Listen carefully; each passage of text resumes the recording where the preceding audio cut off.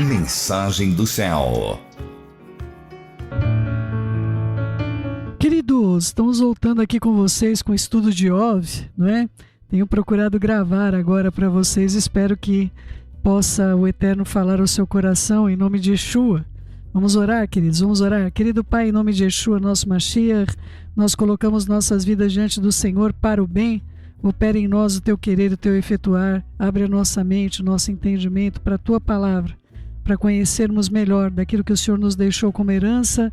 E fala, Senhor, ao coração de cada um que tem atravessado lutas, oposições, ou não sabe como responder em situações de grande opressão. Opera, Senhor, na vida dos meus irmãos, nas nossas vidas, o teu entendimento em nome de Yeshua, nosso Mashiach, que assim seja, assim seja. Queridos, queria falar um pouquinho de Eliú, fiquei de falar para vocês, eu queria falar nesse momento que nós estamos estudando, nesse capítulo que nós estamos entrando, porque algumas coisas curiosas, talvez você possa perceber na leitura. Bom, a palavra Eliú significa meu Deus é Ele, não é? Então Eliú seria, não é? Meu Deus é Ele.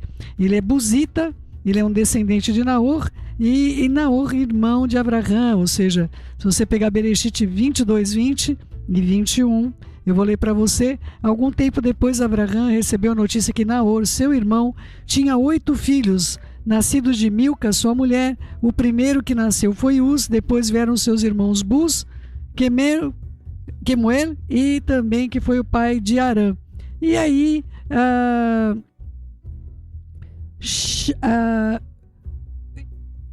a tratativa dele com relação a Iov é diferente de todos os outros, talvez por causa desse grau de parentesco. Então, talvez você vai ficar um pouco chocado porque ele chama Iov pelo nome.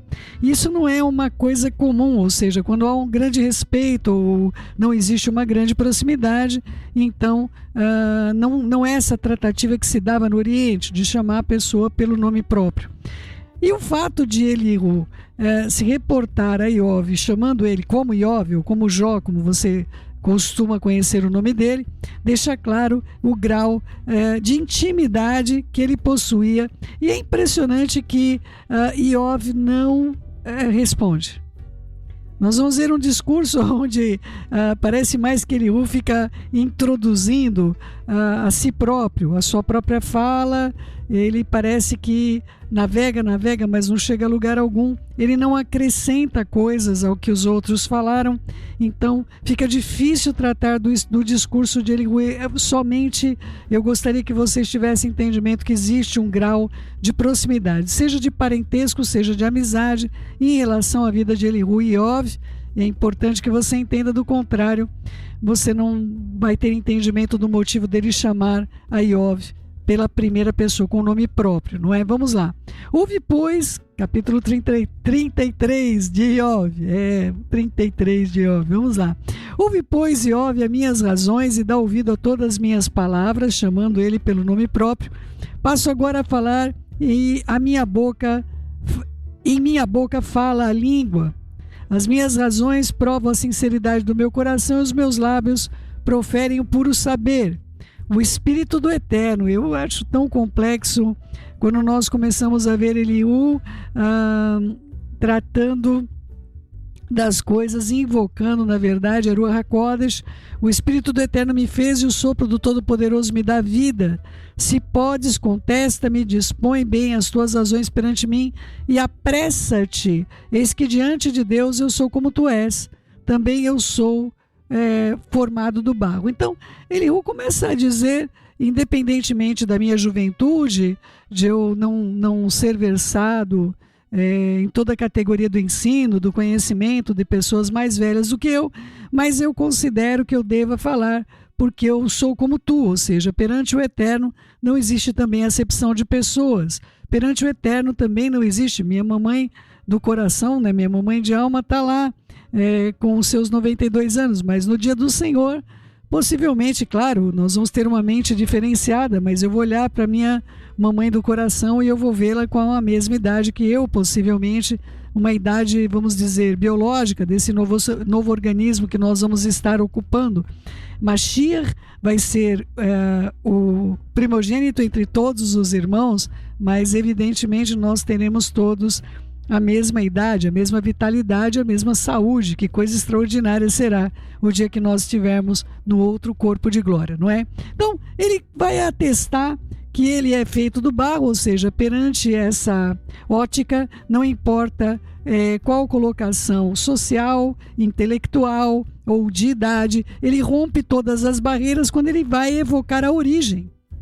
Ele vai dizer, olha, eu não estou dizendo a vocês que eu sou tão culto quanto, que eu tenho idade como vocês, que eu tenha a expertise, mas eu vou invocar o que eu sou, do que eu sou feito. Eu sou feito do barro, ou seja, como tu és. E ninguém podia questionar isso, e Iov também não questiona. Por isso não te inspiro terror, nem será pesada sobre ti a minha mão. Ou seja, eu não estou aqui para te impor nenhum temor, nenhum terror, nenhum medo, nenhum pânico. Eu estou aqui para te dizer alguma coisa como teu igual. Ele começa dessa maneira, versículo 8. Na verdade, falaste perante mim e eu ouvi o som das tuas palavras. Eu estou limpo, sem transgressão, sou puro e não tenho iniquidade. Isso não é verdade. Você vê que a pessoa ouve o que ela quer ouvir. Iov não disse isso da maneira que ele compreendeu. Quando Iov, Jó, estava colocando sobre quem ele era, sobre a maneira dele viver a sua própria vida, ele dizia claramente, eu sei que perante ti não há um justo sequer. Quem é que pode se comparar à sua excelsa santidade? Como nós, como seres humanos mortais, podemos dizer perante o Senhor, eu sou limpo, não é? Pelo contrário, mas o entendimento de Eliú foi na contramão do que na verdade Iov estava expressando. Eliú teve entendimento de que ele era inocente do que ele estava sofrendo. Ele era inocente perante todas as questões que estavam envolvendo a sua vida. Queridos, uma das coisas que o Eterno tem me levado a meditar, e eu gostaria de convidá-lo a esse caminho que eu considero sobremodo excelente. Uma das coisas que o Eterno tem me levado a meditar é sobre o contexto onde nós somos pecadores.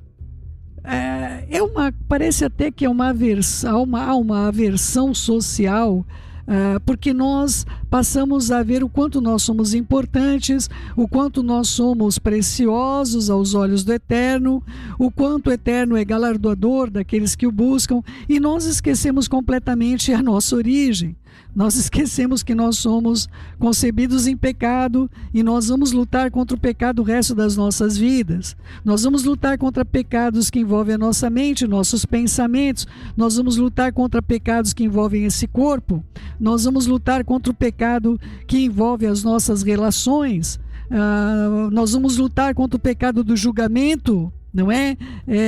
Eu tenho alguns problemas, principalmente depois que o Eterno começou a me corrigir de algum lado crítico. Por exemplo, vamos supor que eu visse alguém que tivesse de uma maneira que eu não estou habituada. Por exemplo, eu tenho problemas com relação à tatuagem por causa de algumas coisas que eu trago de experiências passadas da minha vida com pessoas tatuadas. Mas vamos supor que eu encontrasse alguém tatuado, uma senhora de idade que fez uma tatuagem ou que estava mostrando o seu corpo de uma maneira que eu considerasse indevida. Eu era primeiro a observar a vida do outro. Olha, como que pode uma pessoa de idade estar fazendo isso e tal? E o Eterno me ensinou tão largamente que qualquer julgamento que eu exercer sobre o outro, eu estou ativando o poder de Rassatã se posicionar contra mim 7 vezes. O Eterno ministrou isso ao meu espírito. Ele ministrou isso ao meu espírito. Então, se o meu poder de observação do outro me leva a uma crítica do outro, e não importa se é uma observação sutil, é uma observação sutil. De repente, você está lá na fila do banco e aparece uma senhora idosa com uma bermudinha e toda tatuada na coxa. Talvez para você isso fosse uma coisa altamente natural. algumas vezes na minha vida isso foi agressivo. E eu olhava, eu imaginava o que está acontecendo com a nossa sociedade, mas minha mente ia para um lado crítico, ou seja, eu depreciava que a tal pessoa estivesse se expondo a determinado tipo de situação. Outra coisa que me acontecia, bastante acontecia isso na minha vida, era quando eu via uma mãe que queria usar a roupa como da filha.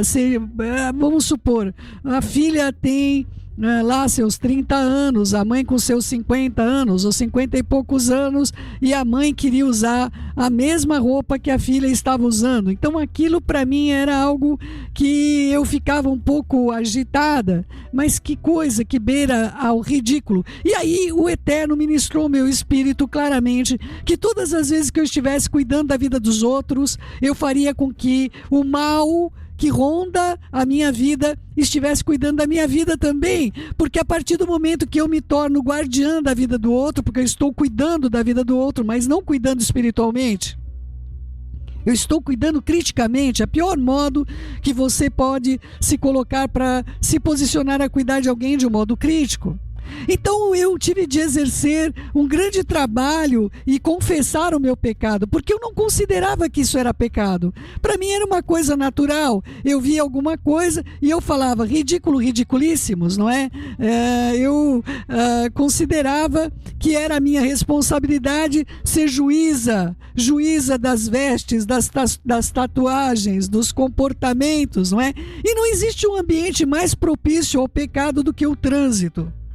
O trânsito vai levar você a julgar os outros sem que você perceba. Por isso eu acredito que essas coisas procedem do maligno, não é? Então alguém vem lá e te corta e vai fazer vai passar o seu carro, vai fazer uma transposição pela direita, que não deveria fazer, mas fazem. Ou uma moto vai fazer uma acrobacia na sua frente e fica meio inevitável você julgar, meu Senhor, por que essa criatura está se expondo a tal coisa? Mas nós temos de considerar a nossa vida sem saber que aquele motoqueiro que está em cima de uma única roda na frente do seu veículo pode estar passando um grande problema dentro da sua vida, pode, em vez de estar querendo tirar a sua própria vida, gostar de viver perigosamente. Ele quer fazer o papel de Tom Cruise. Não é problema seu. Não é problema seu. Pior ainda fica quando somos expostos ao dano. Se você foi exposto ao dano, alguém foi fazer uma coisa como esta e acabou batendo no seu veículo, não é? Foi fazer a tal acrobacia com a moto e a moto virou para trás e a ponta da moto bateu no capô do seu carro, meu amigo e minha amiga, não é? Aliás, ali não era o lugar de fazer acrobacia no meio da pista. Então, amados, nós vivemos num ambiente propício a julgamentos contínuos quando a lei, a Torá e Mashiach Yeshua vai dizer, não julgue. Eu não posso julgar a senhora idosa, as roupas que ela está usando. Não sei por que isso me afligia tanto. Eu não posso julgar uma pessoa que está passando na rua. Olha o que está acontecendo ali. Olha o que está acontecendo acolá. Mas é prudente das nossas vidas que nós possamos exercer da parte do Eterno a sabedoria de amar a todos e orar pelas almas. Se você não tem amor pela alma do motoqueiro que faz acrobacia, da senhora idosa que está no banco, se você não aprender a olhar que dentro daquele corpo, dentro daqueles corpos, existe uma alma eterna, certamente você perdeu o propósito da sua existência. Você passou a ser um juiz. E o juiz, ele critica tudo que está em volta, mas não consegue olhar a si próprio. O juiz nunca está em juízo. É uma coisa interessante, eu gostaria de trazer a vocês a minha experiência de não julgar ninguém. Eu não julgo, queridos, eu não julgo. Eu vejo algumas coisas, por exemplo, outro dia eu vi uma mãe segurando um bebê, eu falei, esse bebê vai cair, Senhor, toma nas tuas mãos, por amor da tua fidelidade. Mas eu me poupei do exercício de julgar aquela mãe como uma pessoa irresponsável. Não teve isso realmente na minha mente. Eu acredito que ela não tinha noção do que ela estava fazendo pela pouca experiência que possuía. Do contrário, ela não estaria segurando a criança daquele modo. Então, queridos, eu estou mostrando a vocês um caminho sobremodo excelente. E cada vez que você julgar alguém, se você souber que tem 7 juízos vindo sobre você, eu acho que é um bom exercício para que você pare de julgar os outros. Todas as vezes que nós temos esse posicionamento, nós estamos atraindo a nós juízo. Se você tem o hábito de julgar os outros, eu espero que te motive o fato de você saber que na medida que você pesar, vos pesarão. Medida boa, recalcada e sacudida, vos pesarão. Eu tenho vivido uma vida mais leve, desde que o Eterno me disse: você não é guardião das vidas. Você foi chamada para a restauração da alma, para a salvação. Então é isso que eu tenho de me ater ao que eu fui chamada para fazer. Se eu me distrair, como o caso dos amigos de Iov, se eu me distrair, Iov estava preocupado com a sua salvação, os amigos de Iov estavam preocupados em julgá-lo pelo mal que ele estava sofrendo e apavorados de passarem pelo mesmo. Não esqueçam disso. Uma das coisas que faziam com que os amigos de Iov julgassem é dizendo o seguinte: ele transgrediu, eu não. Ele fez o que era mal, eu não. Esse mal alcançou ele, a mim não.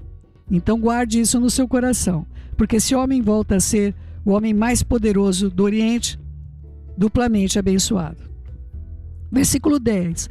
Eis que Deus procura pretextos contra mim e me considera como seu inimigo. E a fala que ele entendeu do que Iov disse. Essa foi a fala que Elihu entendeu que Iov estava dizendo. Põe no tronco os meus pés e observa todas as minhas veredas, baseado naquilo que Iov havia falado. Vou deixar aí abaixo no vídeo aonde estão essas referências para você. Nisto não tens razão, e eu te respondo, porque Deus é maior do que o homem. Oh, brilhante, não é? Maravilhosa a exposição de Elihu. Por que contendes com ele, afirmando que não dá contas de nenhum dos seus atos, não é? Ou seja, como se o Eterno tivesse de justificar a si próprio, e não foi isso que Iov disse. Aliás, Iov colocou claramente que ele gostaria de estar perante ele para perguntar o motivo de. Eu gostaria de perguntar o motivo de por que essas coisas estão acontecendo. E eu acho que é uma coisa extremamente natural, queridos. Eu não sei quantos de vocês passaram já por momentos de surpresas ruins e de você perguntar, mas por que isso está acontecendo? E a primeira coisa que nós procuramos é onde nós estamos errando. Olha, determinada coisa veio, nós fazemos isso. Nós fazemos isso. Não importa se é uma enfermidade, se é uma perda financeira, se é um motivo de alguma ruptura de vínculos. Eu particularmente, eu sempre procuro saber, Senhor, eu fiz alguma coisa, eu preciso de me retratar com alguma coisa, Pai.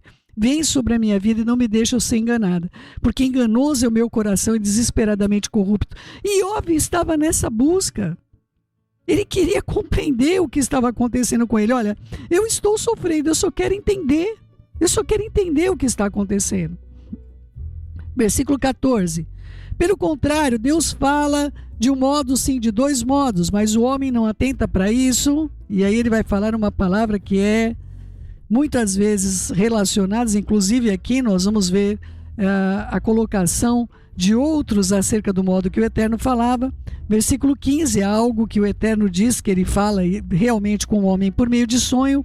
Em sonho e visão de noite, quando cai sono profundo sobre os homens, quando adormecem na cama, então lhes abre os ouvidos e lhes cela a instrução, para apartar o homem do seu desígnio e livrá-lo da soberba, para guardar a sua alma da cova e a sua vida de passar pela espada.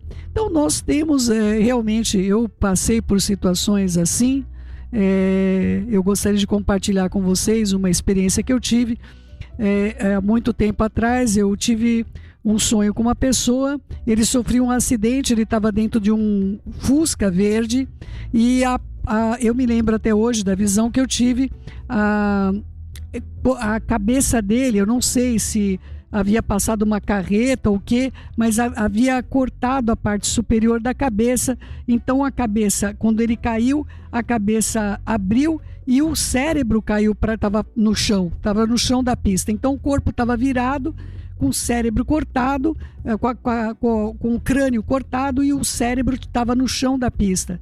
E eu fiquei desesperada. Eu acordei desesperada porque a pessoa estava vindo de uma cidade para outra para pegar um veículo. E eu falei: olha, eu tive um sonho ruim e você estava dentro de um Fusca verde, você tinha dormido dentro desse veículo e havia ocorrido um acidente, esse acidente você vinha a falecer. E a pessoa falou para mim: não se preocupe comigo, porque eu não estou indo buscar um Fusca, eu estou indo pegar era um outro veículo que era comum na época, que era o Passat, e era um Passat branco. E aí eu falei: então eu vou ficar tranquila, o sonho é um sonho. Quando ele chegou na agência de veículos, o Passat deu problema e ele não conseguiu pegar o Passat. E aí o único carro que tinha para ele pegar era um Fusca verde. Aí ele tremeu. Porque ele teria de voltar, o carro deu problema, ele ficou esperando, anoiteceu, e ele voltaria então para a cidade dele, onde ele morava, com o tal Fusca verde. Então ele já tinha entrado à noite, já estava bastante cansado e teria de pegar a estrada. E ali eu fiquei, quando ele me informou isso, eu fiquei de joelhos, clamando ao Eterno que tivesse misericórdia, porque eu via que tudo estava ocorrendo como no meu sonho, e ele adormeceu realmente no veículo. Quando ele adormeceu, de vez de ele ir para o lado da pista, que era o lado para a direita, não é? Ele estava voltando, então o lado da direita ele cairia num abismo ali. Ele realmente foi para o lado esquerdo, mas aí tem aquelas tartarugas, não sei o nome daquilo, no meio da pista, que parece uma... Então quando ele passou por uma, ele acordou e ele ficou realmente apavorado. Ele disse que sentiu o peso da morte. Então ele parou num lugar, tomou um café e seguiu a viagem. Eu não tenho dúvida de que ele morreria naquele dia. E tantas outras experiências com os meus filhos. Então o Eterno, ele vai querer realmente se manifestar nas nossas vidas para evitar que a morte nos alcance no momento que ela não tem direito sobre nós. Eu espero que você guarde isso também. Também no seu leito é castigado com dores, com incessante contenda nos seus ossos, de modo que a sua vida abomina o pão, sua alma comida apetecível, e a sua carne se via agora, que se via agora desaparece, que é o caso de Iov, que estava acontecendo com ele. Os seus ossos que não se viam agora se descobrem, a sua alma vai chegando à cova e a sua vida aos portadores da morte. Então ele ainda vem trazer para Iov uma palavra de morte em vez de vida, não traz consolo algum. Versículo 23: se com ele houver um anjo intercessor, um dos milhares, para declarar ao homem o que lhe convém, então Deus terá misericórdia dele e dirá ao anjo: redime-o, para que não desça a cova, eu achei resgate. A sua carne então se rebustecerá, e o vigor da sua infância a ele retornará como nos dias da sua juventude. Deveras orará a Deus e lhe será propício. Ele com júbilo verá a face de Deus, e ele lhe restituirá a sua justiça. Cantará diante dos homens e dirá: pequei e perverti o direito, e não fui punido segundo merecia. Deus redimiu a minha alma de ir para a cova, e a minha vida verá a luz. De uma certa maneira, quando ele trata sobre isso, ele acaba de um certo modo profetizando sobre a vida de Iov, das coisas que estariam por acontecer. E eu creio sobre o anjo intercessor, a figura de Mashiach e Yeshua, tão invocada pela vida de Iov, quando ele diz em todo o tempo que ele tinha certeza de que o seu Redentor vivia, não é? E tudo isso é obra do Eterno, 2 e 3 vezes para com o homem, para reconduzir da cova a sua alma, para alumiar com a luz dos viventes. Escuta, pois, novamente pelo primeiro nome, Jó, e ouve-me. Cala-te, eu falarei. E Iov fica calado realmente. Se tens alguma coisa a dizer, responde-me. Fala, porque desejo justificar-te. E não, do contrário, então me escute. Cala-te e ensinar-te-ei a sabedoria. Que coisa mais difícil de compreensão, porque Iov, seja pelo grau do parentesco, seja pela proximidade ou cansaço que ele já estava em todos os debates que ele teve com seus amigos, seus outros 3 amigos, neste caso, Iov realmente ouve todas as palavras de Eliú, embora este homem não acrescente tanto as palavras que anteriormente foram ditas, ele traz algumas palavras de profecia e de questões que viriam realmente, como a vida de Iov ser completamente restaurada. Eu espero que você seja fortalecido no meio da sua luta e você saiba sempre que o seu Redentor vive. Eu queria muito que vocês ficassem aí para ver os créditos após o término desse vídeo, e eu espero que você possa interceder por esse ministério.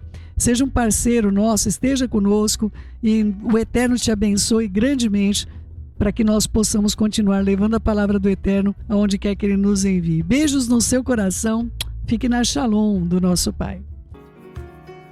E disponibilizamos para você nosso WhatsApp 19 989 10 1395. Queridos, ajude aí o nosso canal. Lembre-se de inscrever-se, ativar o sininho, deixar seu joinha, Todarabá. Também lembrando você pode ouvir os nossos programas aí na nossa página www.somdocel.com.br. Também estará lá o programa Kadosh, o programa Halel, outros programas aí na grade. E eu quero deixar à disposição de você o nosso endereço no SoundCloud. Você pode aproveitar no horário que você puder ouvir um programa de edificação que fale ao seu coração, ao seu espírito e eleve a sua alma. Eu também deixo para você nosso Instagram. Estamos lá no Instagram. Visite-nos, esteja conosco. E lembrando você, assine o Telegram. É onde nós estamos tendo o nosso maior ponto de comunicação com todos vocês. Quero agradecer a todos os nossos intercessores e também os mantenedores desse ministério. Sem você, nós não poderíamos estar aqui. Obrigada por tudo. Todarabá.